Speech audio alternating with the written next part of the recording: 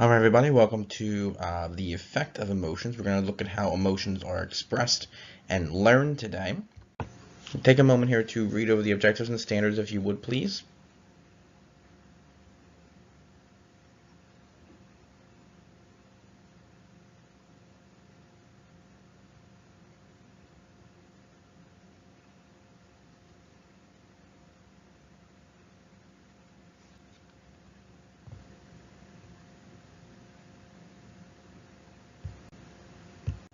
Our vocabulary, one word, emotion, a subjective feeling provoked by real or imaginary objects or events that have high significance to the individual.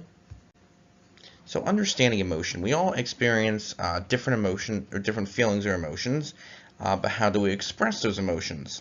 Remember that emotions are subjective feelings that are provoked by real or imaginary objects or events that have high significance to the individual. I'm just going to squeeze the word "or" in there for you. That way, sorry about the typo there. They are a result of four occurrences. So this is kind of the order of how emotions occur. So a person interprets some type of stimulus. The person then has a subjective feeling to that stimulus, such as sadness or happiness. The person will then experience physiological experiences, such as maybe an increase in heart rate if you're upset or scared or angry. And then the person displays an observable emotion, such as crying or laughing, or maybe you clench your fist if you're angry, or grit your teeth if you're angry. So that's kind of the process of how emotions occur. There are three parts to emotion: physical, behavioral, and cognitive.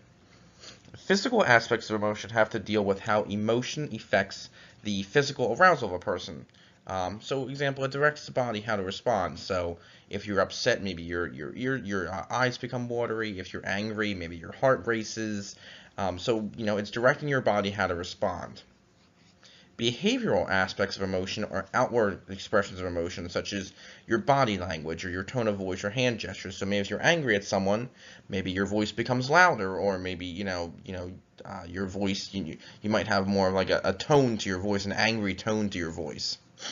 And cognitive aspects of emotion are concerned with how we think or interpret a situation, which affects our emotions. So maybe you say hello to your friend or your brother or sister when they come home from school, and when they say hello back to you, you can tell that maybe they're upset or angry. So we're interpreting, when somebody comes through the door, if they say hello, we can tell that, hey, maybe they had a bad day at work or school, or maybe something happened on the way home, or maybe they had a good day at work or school because they're smiling or they seem happy or excited. So, again, like interpreting when someone says hello, if they're being friendly or not. So again, that's our cognitive emotion, knowing that, hey, somebody's happy, sad, angry, sick. We can just kind of tell that. That's our cognitive process of emotion. Now, there have been some studies in emotion. Charles Darwin, who did a lot of scientific studies, especially in terms of natural science and things like that, he argued in the expression of the emotions in man and animals from 1872 that all people express certain basic emotions in the same way. Um, when we look at a person's face, we can tell if they are upset or angry, even if we do not speak their language. Later on, participants were selected from 5 different cultures to identify different emotions by looking at pictures of people. They showed people pictures of someone who was sad, someone who was happy, someone who was angry, and different emotions. An overwhelming amount of participants were able to identify the correct emotion from the pictures. So they were able to, even if they were from a different culture than the one that was shown, they could tell, hey, that person's happy, that person's sad, that person's angry, just by looking at their emotion. Studies such as these imply that certain basic facial expressions are innate or part of our biological inheritance. Another example is even those who have disabilities, such as maybe children or people who are born blind, they know how to smile or frown. Now, they don't know that from unfortunately seeing someone else do it. They can't see their parents smile or frown at them, but it's in their head. They know that when they're happy, they can smile. When they're upset, they can frown. So it's a biological thing that's inside them.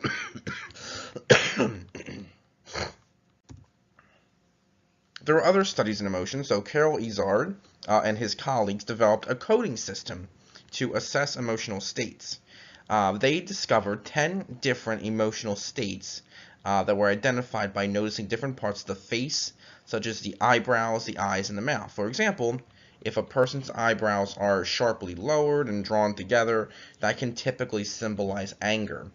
In another study, it was determined that the impact of facial structures in 11 cross-cultural studies resulted in universally recognized facial expressions of emotion. So again, we know that even just from around the world, we can see someone who's maybe Asian or African or European or whatever the case may be. We know when we look at their face whether they're angry, happy, sad, sick. We can kind of tell those things. Now, the importance of learning and emotion. Another important factor of emotion is learning. So James Reed Averill states that our everyday behavior is a result of social expectations and consequences. Averill believes that emotions are the responses of the whole person, and we cannot separate our biological experience emotions from our thoughts or actions associated with our emotions. I know that sounds confusing, so think of it this way.